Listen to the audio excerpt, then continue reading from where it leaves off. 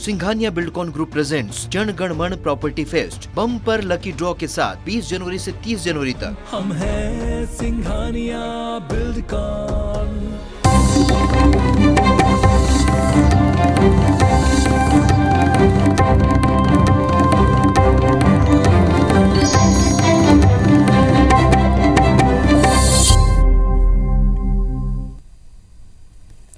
नमस्कार, स्वागत है आप सबका। मैं पुनीत पाठक। मध्य प्रदेश की दिन भर की बड़ी खबरें विस्तार से देखते हैं।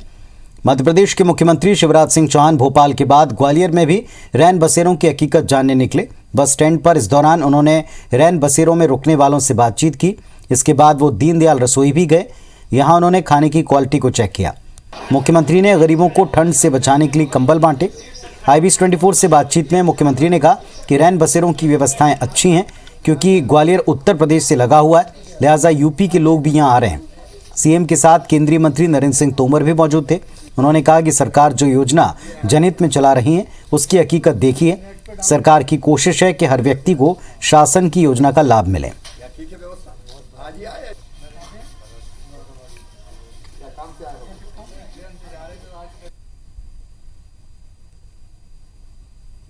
सीएम शिवराज सिंह चौहान हैं, वो खुद यहाँ पर ग्वालियर में रैन बसेरों पे पहुंचे हुए हैं। वहाँ पर हकीकत है वो जानने की कोशिश कर रहे हैं। शिवराज सिंह चौहान यहाँ पर रैन बसेरों, सर किस तरह के रैन बसेरों में आप नहीं, अभी व्यवस्था देखी मैंने। लोग बाहर के आए हैं, अलग अलग उत्तर प्रदेश तक से लोग आके यहाँ रुके हुए हैं और लोगों ने व्यवस्था से संतोष प्रकट किया। मुझे भी ठीक लगी। कैसे, क्योंकि ग्वालियर चंबल संभाग में बहुत ज्यादा ठंड है और ऐसे में आपके दौरे आज देख रहे हैं, चलते हैं, खाने के हालात देख रहे हैं। तो हमारे साथ में केंद्रीय मंत्री नरेंद्र सिंह तोमर जी भी हैं और वो भी इस दौरे में शामिल हैं और देख रहे हैं व्यवस्था ग्राउंड जीरो पर जाके। सर किस तरह की व्यवस्था है जो देख रहे हैं आप अभी, किस तरह की नजर आ रही है? नहीं, रैन बसेरे की व्यवस्था अच्छी है और निःशुल्क गरीब लोगों को रहने को जगह मिल जाए, इससे अच्छा और कोई काम नहीं हो सकता। तो सर एक मध्य प्रदेश सरकार ने रसोई की व्यवस्था भी की है, जिसके सस्ते दामों पर उनको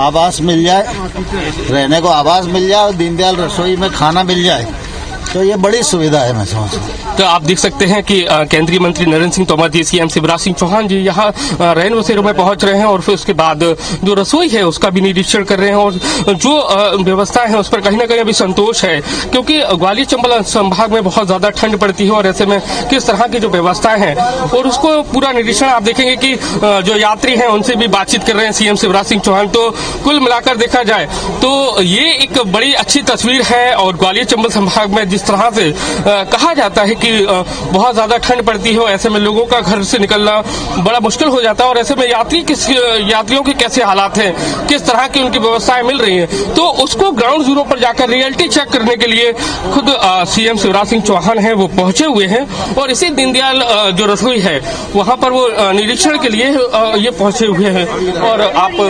देखेंगे कि ये जो व्यवस्थाएं हैं और पहुंचे हुए हैं और खुद रियलिटी जो चेक कर रहे हैं। कैमरामैन लोकेंद्र पाल के साथ नासिर गौरी, IBC 24 ग्वालियर।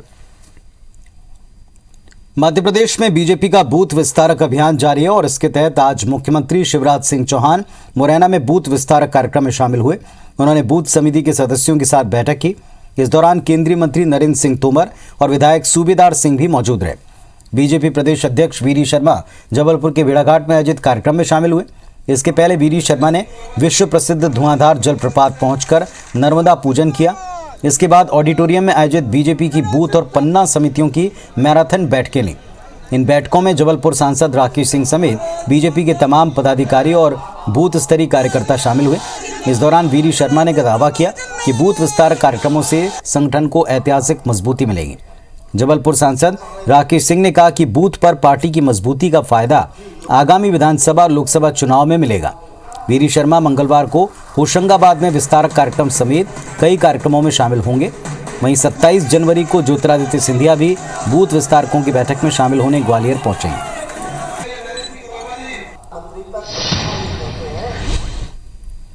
जो विश्वास आपने मुझे दिया है उस विश्वास को किसी भी कीमत पर हम टूटने नहीं देंगे, खंडित नहीं होने देंगे और इस क्षेत्र का विकास और जनता का कल्याण ये हमारी जवाबदारी है।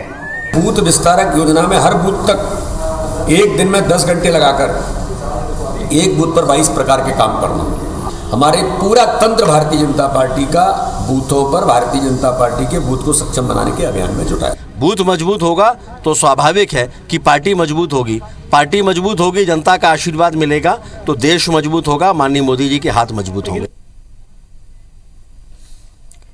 मध्य प्रदेश में 2023 के विधानसभा चुनाव से पहले कांग्रेस पार्टी ने घर वापसी अभियान शुरू कर दिया है। कांग्रेस उन लोगों को फिर से पार्टी में शामिल कर रही है जो सिंधिया के साथ बीजेपी में चले गए थे। कांग्रेस नेता अजय सिंह ने हाल ही में सीधी जिले के 300 कार्यकर्ताओं को कांग्रेस में दोबारा शामिल कराया, लेकिन घर वापसी अभियान पर कांग्रेस विधायक सज्जन सिंह वर्मा ने तीखी प्रतिक्रिया दी। सज्जन सिंह वर्मा ने दो टूक कहा कि बिका हुआ माल अब कांग्रेस में वापस नहीं होगा। दरअसल सज्जन सिंह वर्मा का इशारा बीजेपी में शामिल उन बड़े चेहरों से है जो कमलनाथ की सरकार गिराकर सिंधिया के साथ बीजेपी में चले गए।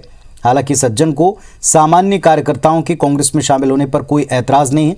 उनके लिए सज्जन सिंह वर्मा खुद बड़ा दिल रखने की सलाह कांग्रेस के बाकी नेताओं को दे रहे हैं। उधर घर वापसी अभियान को कांग्रेस विधायक रवि जोशी ने भी समर्थन दिया। वहीं मंत्री विश्वास सारंग का कहना है कि जो लोग ऑपरेशन घर वापसी में लगे हैं उन्हें पार्टी के मुखिया मिलने का ही समय नहीं दे रहे हैं।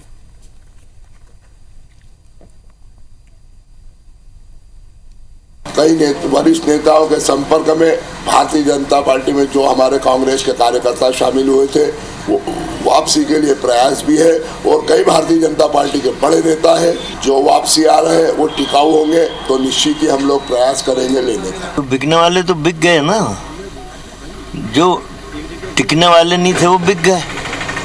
अब इनके बारे में कैसे बोल सकते कि ये भी वैसे ही हैं।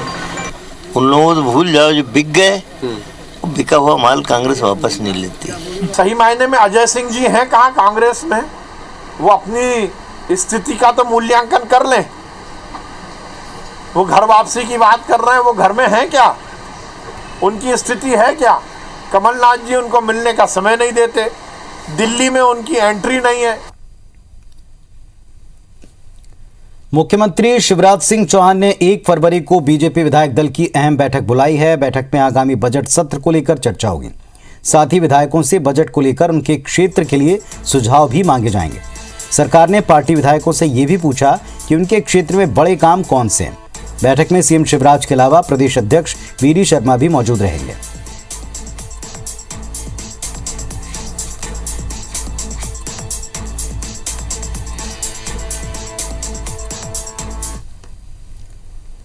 मध्य प्रदेश सरकार की नई शराब नीति को लेकर कांग्रेस का विरोध लगातार जारी है। इंदौर में प्रदेश महिला कांग्रेस कमेटी ने कांग्रेस कार्यालय में हाथों पर काली पट्टी बांधकर 1 अप्रैल से लागू हो रही नई शराब नीति का विरोध किया।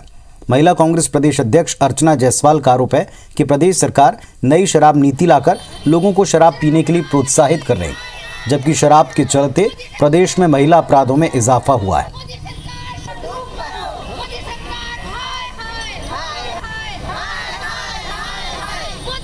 काम करने चाहिए क्योंकि वो अभी शासन में है।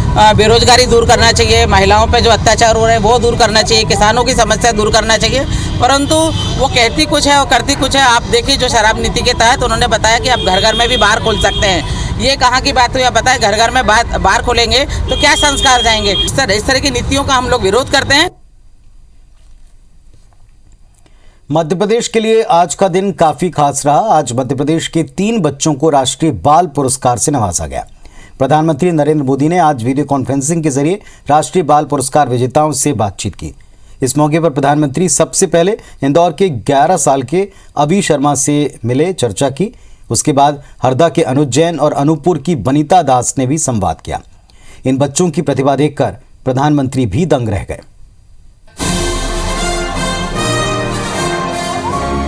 इंदौर के रहने वाले अभी शर्मा से जब पीएम मोदी ने बात करना शुरू किया तो वे बच्चों का हुनर देखकर हैरान हो गए थे। 12 साल के अभी शर्मा को प्रधानमंत्री राष्ट्रीय बाल पुरस्कार मिला है।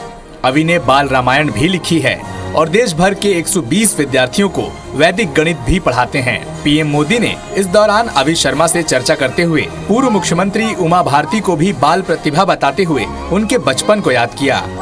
इस दौरान अभी ने पीएम को अपनी 108 पन्नों वाली बालमुखी रामायण के कुछ छंद भी सुनाए।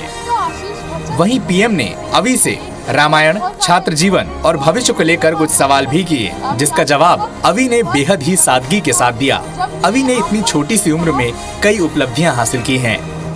देश का सबसे सर्वोच्च बाल पुरस्कार मुझे प्राप्त हुआ, उसके साथ काफी रिस्पॉन्सिबिलिटीज भी हैं। अब सबकी एक्सपेक्टेशंस बढ़ गई हैं और एक्सपेक्टेशंस को, जैसा कि अपने उद्बोधन में माननीय प्रधानमंत्री जी ने कहा कि अब मैं उन्हें अपनी पावर बना के देश को मैं और अपने कार्य करूंगा और उन्हें मैं देश को समर्पित करूंगा। देश के पटल पर हरदा जिले का नाम गौरवान्वित हो रहा है। हरदा के 17 साल के अनुज जैन छोटी सी उम्र में किसी नोबेल पुरस्कार वैज्ञानिक से कम नहीं हैं। पीएम मोदी खुद अनुज के विज्ञान चमत्कार के कायल हो गए हैं। सोमवार को प्रधानमंत्री नरेंद्र मोदी ने जिले के बेटे अनुज जैन को पीएम राष्ट्रीय बाल पुरस्कार से सम्मानित किया। वहीं अनुज भी कैलिफोर्निया से वीडियो कॉन्फ्रेंसिंग के जरिए शामिल हुए। अनुज जैन फिलहाल मैथ्स और कंप्यूटर साइंस की उच्च शिक्षा के लिए university of California San Diego America में पढ़ाई कर रहे हैं। दरअसल अनुज तूफान आने के काफी समय पहले की जानकारी हासिल करना चाहते हैं। अनुज की माने तो वो भविष्य में दुनिया की बड़ी यूनिवर्सिटी में उच्च शिक्षा हासिल कर वहां से मिलने वाले ज्ञान को अपने देश की सेवा के लिए लगाएंगे। माननीय प्रधानमंत्री जी ने बाल शक्ति पुरस्कार का सर्टिफिकेट ब्लॉकचेन टेक्नोलॉजी की मदद से मुझे जारी किया। आज यह मीटिंग मैंने सैन डिएगो कैलिफोर्निया से अटेंड की है और मैं माननीय प्रधानमंत्री जी के आदर्श वचनों का पालन करूंगा। बहुत ज़्यादा खुशी महसूस कर रही हूँ और बहुत अपने आप को प्राउड फील कर रही हूँ कि मेरे बेटे को आज प्रधानमंत्री ने डिजिटली उसको सर्टिफिकेट प्रदान करा। यही तमन्ना है कि उसको आकार जैसी ऊंचाई प्राप्त हो। इस साल जिन बच्चों को राष्ट्रीय बाल पुरस्कार से सम्मानित किया गया है उनमें मध्य प्रदेश के अनूपपुर जिले के जवाहर नवोदय विद्यालय अमरकंटक में पढ़ाई कर रहे ओडिशा के निवासी बनीता दास भी शामिल हैं। नासा की स्पेस फाउंडेशन और अंतर्राष्ट्रीय खगोलशाला द्वारा मिशन 2021 में एक क्षुद्र ग्रह की खोज बनीता ने ही की थी। इस क्षुद्र ग्रह का नाम बनीता के नाम पर रखा जाएगा। बनीता दास की इस उपलब्धि ने उन्हें अंतर्राष्ट्रीय मंच पर देश का नाम रोशन करने का एक अच्छा मौका दिया। पीएम ने इस दौरान बनीता से भी बातचीत की। बनीता दास को विज्ञान में काफी रुचि है और वो इसे ही अपना कैरियर बनाना चाहती हैं। जो एम है वो है स्पेस साइंटिस्ट बनना। अपने इसरो जो इंडियन स्पेस रिसर्च ऑर्गेनाइजेशन है उसको सर्व करना अपने मदरलैंड को, और उनसे बात करने के बाद मैं और भी ज़्यादा मोटिवेट हो गई हूँ और मैं डेफिनेटली कोशिश करूँगी कि मैं अपने मुकाम तक पहुँचूँ। देश में नई तकनीकों को बढ़ावा देने के लिए शैक्षणिक, खेल, कला, संस्कृति, सामाजिक सेवा, बहादुरी के क्षेत्र में असाधारण क्षमता और उत्कृष्ट उपलब्धियों के लिए बच्चों को प्रधानमंत्री राष्ट्रीय बाल पुरस्कार दिया जाता है। इसी कार्यक्रम के तहत प्रधानमंत्री ने बच्चों से बातचीत की। इस दौरान पीएम ने कहा कि मैं बहुत प्रभावित हुआ हूँ। मुझे लगा था कि मध्य प्रदेश में ऐसी ताकत है जो ऐसे लोग बचपन में ही तैयार हो जाते हैं। Bureau report, IBC 24। Madhya Pradesh में कोरोना की तीसरी लहर रोज नए रिकॉर्ड बना रही है और इसके बाद भी प्रदेश के विश्वविद्यालय ऑफलाइन परीक्षाएं करवाने की तैयारी में। इसे लेकर जबलपुर हाईकोर्ट में जनहित याचिका के जरिए ऑफलाइन एग्जाम को चुनौती दी गई। लॉ स्टूडेंट एसोसिएशन की तरफ से दायर याचिका पर सुनवाई करते हुए हाईकोर्ट ने राज्य सरकार को एक नोटिस जारी किया है। पूछा कि प्रदेश के यूनिवर्सिटी कोरोना संक्रमण के बीच ऑफलाइन परीक्षाएं क्यों आयोजित करना है। इस पर सरकार ने जवाब पेश करने के लिए हाईकोर्ट से वक्त मांगा है। हाईकोर्ट ने 1 दिन का वक्त दिया है। मामले में अगली सुनवाई कल होगी।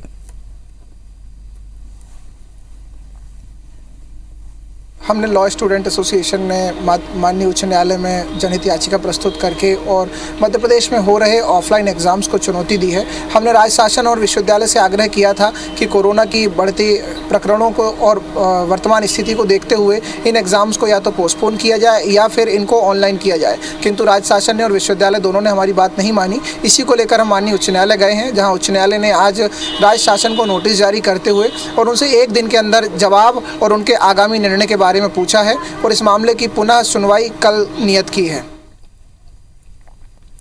सुप्रीम कोर्ट के बाद अब फिर से ग्वालियर चंबल अंचल के 271 नर्सिंग कॉलेजों को हाईकोर्ट की ग्वालियर बेंच से झटका लगा है। हाईकोर्ट ने नर्सिंग कॉलेज के फर्जीवाड़े को लेकर 10 सदस्यीय कमेटी के गठन का आदेश दिया है। साथ ही कमेटी को अपनी रिपोर्ट 2 महीने में पेश करनी है।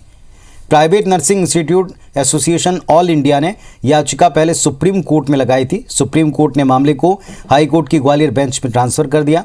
हरिओम नाम के व्यक्ति ने हाईकोर्ट में एक जनहित याचिका दायर करते हुए नर्सिंग कॉलेजों को दी गई मान्यता पर सवाल उठाए थे। इसमें बताया कि नियम के तहत हर नर्सिंग कॉलेज के पास स्वयं का 100 बिस्तरों का अस्पताल होना चाहिए, जो नहीं है। माननीय सर्वोच्च न्यायालय ने उस ऑर्डर को निरस्त करके और माननीय उच्च न्यायालय खंडपीठ ग्वालियर को डायरेक्शन दिया है कि नर्सिंग नियम 2018 के पालन में कमेटी बनाई जाए और कमेटी की रिपोर्ट 2 महीने के अंदर मंगाई जाए। भोपाल में बढ़ते कोरोना संक्रमण के मद्देनजर प्रशासन भी नई प्लानिंग में जुटा है। जांच केंद्र में भीड़ को नियंत्रित करने के लिए शहर के कई जांच केंद्र में अब सुबह 9 बजे से रात 11 बजे तक कोरोना की जांच हो पाएगी। शहर में नाइट टेस्टिंग की सुविधा फिलहाल 6 अस्पतालों में मौजूद है।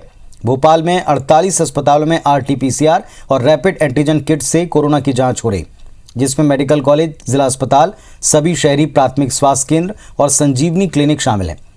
पिछले 24 घंटे में भोपाल में 2128 नए मामले सामने आए। नए मरीजों में 18 साल से कम उम्र के 170 बच्चे और 23 डॉक्टर भी शामिल हैं।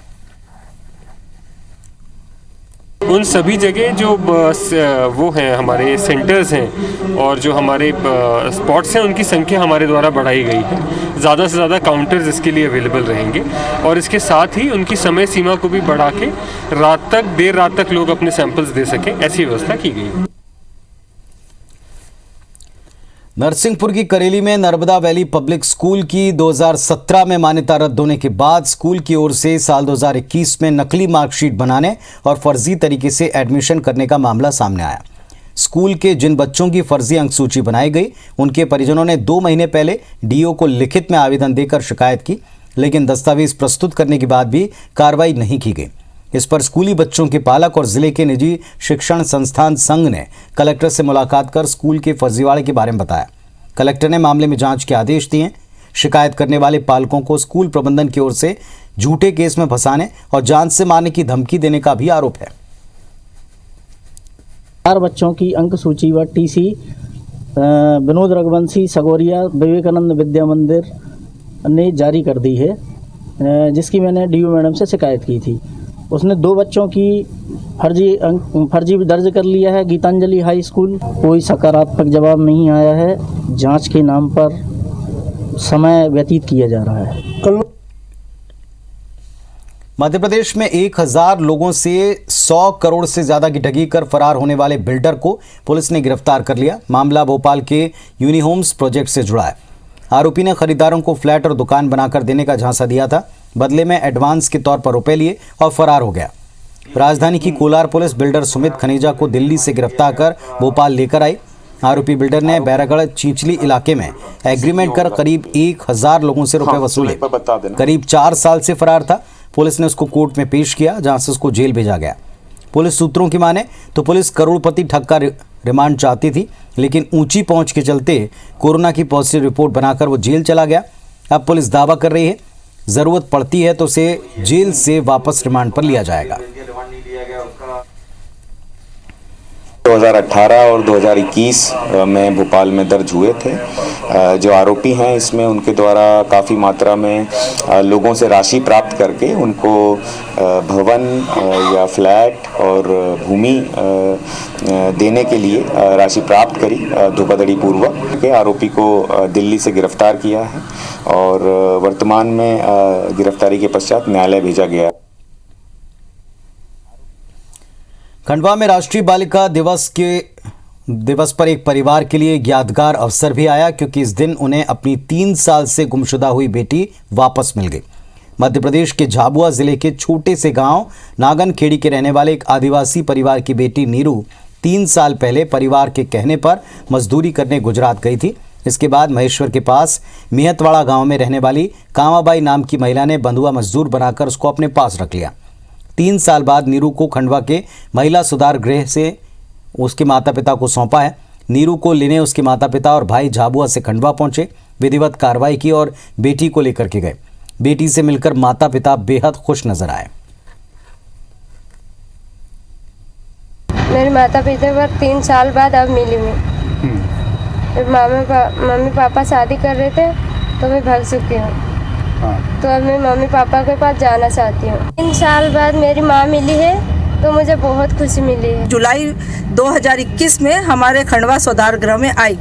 जब हमने सुधार गृह में इसकी छानबीन करी, इसकी काउंसलिंग करी, तब पता चला ये झाबुआ जिले के नागनखेड़ा की रहने वाली है। तब पुलिस की, झाबुआ जिले के पुलिस की मदद से हमने इनके माता पिता का पता लगाया और इनको आज बालिका दिवस पे यहाँ बुलवाया। तो इस बुलेटिन में फिलहाल इतना ही। खबरों अपडेट्स के लिए आप देखते रहें IBC 24। नमस्कार।